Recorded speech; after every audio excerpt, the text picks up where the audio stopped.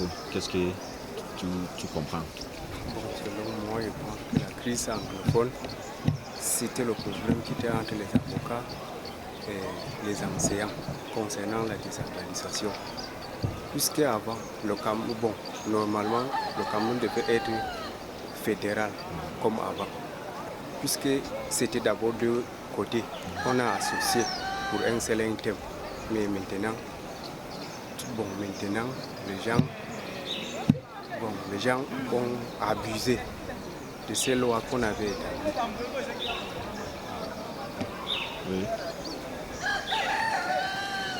Oui. Ah, ok, tu as donné le qu'on doit enseigner dans les universités.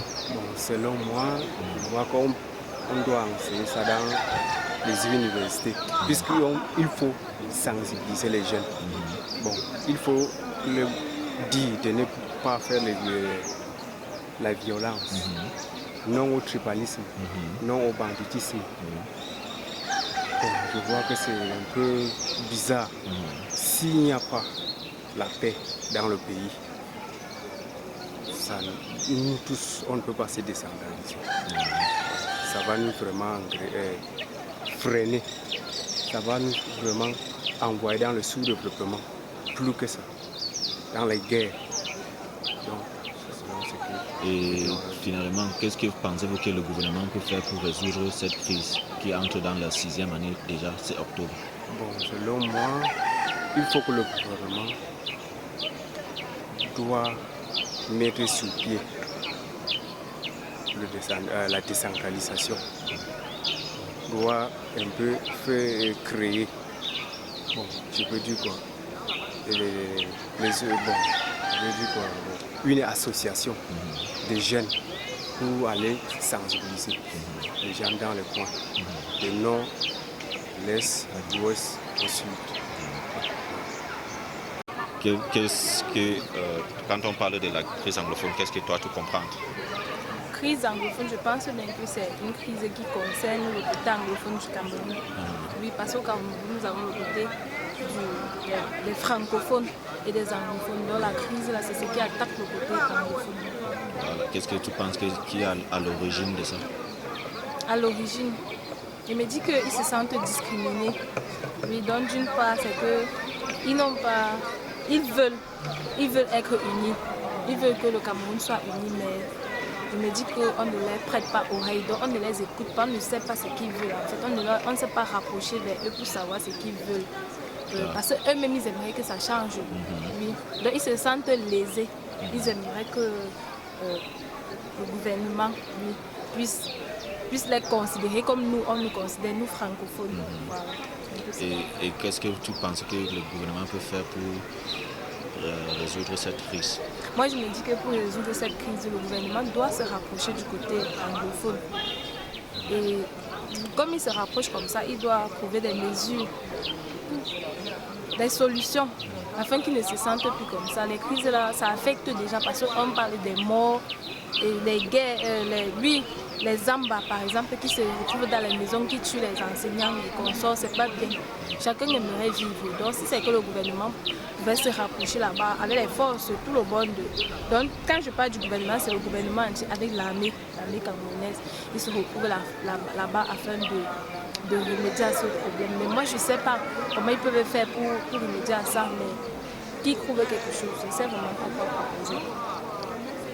Bon, pour moi, la crise anglophone, c'est du genre, ce sont les anglophones qui sont en train de s'entretuer. En fait, ce sont les frères camerounais du côté du nord-ouest qui sont en train de s'entretuer entre eux. Du genre, je ne sais pas ce qu'ils sont en train de discuter, où ils veulent le Cameroun à part, ou bon, ils ne s'entendent pas en fait. Maintenant, pour la deuxième question, est-ce qu'on pense ça à les universités pour que ça change? Bon, selon moi, c'est nécessaire d'enseigner, mais pas dans les universités, parce que dans les universités, il y a d'abord les spécialités. Chacun a sa spécialité qu'il fait. Maintenant, dans les établissements secondaires, on peut enseigner déjà à peser dans les cœurs de nos petits frères qui viennent derrière, qui ne subissent pas les crises et tout le reste. Donc on a les établissements secondaires et primaires, ça qu'on peut enseigner, mais à l'université c'est un peu compliqué parce qu'il y a trop de filières et pour remettre notre filière maintenant c'est une démarche. Maintenant, qu'est-ce que le gouvernement doit faire? D'abord, on a parlé du dialogue et ils n'ont pas compris, mais je pense que la méthode script est mieux. Déjà la méthode forte, on part avec les militaires, je ne sais pas. La méthode forte qu'on peut adopter parce que le dialogue n'a pas donné quand il y a le dialogue national.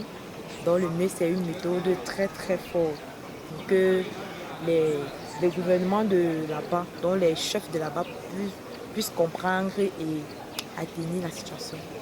Pour être franche, je ne connais pas exactement le problème qui a suscité en fait les anglophones à se diviser, à faire les problèmes. Je ne sais vraiment pas. Ok, mais tu penses qu'on doit enseigner le sujet dans les universités ou dans les écoles comme ça pour mieux trouver les solutions? Oui, bien sûr, on doit poser le problème là partout, dans les écoles publiques, privées, dans les universités, parce que là-bas, au moins, on peut poser des questions et pouvoir trouver des solutions pour résoudre ce problème. Et qu'est-ce que tu penses que le gouvernement doit faire pour résoudre ça, cette crise?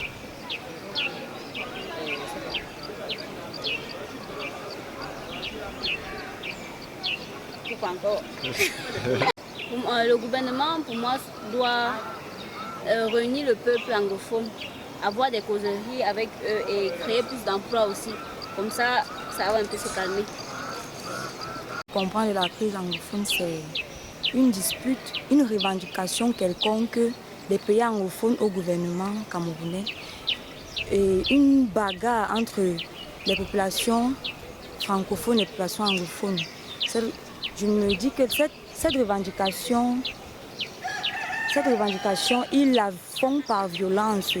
Ils ont besoin de certaines choses. C'est difficile.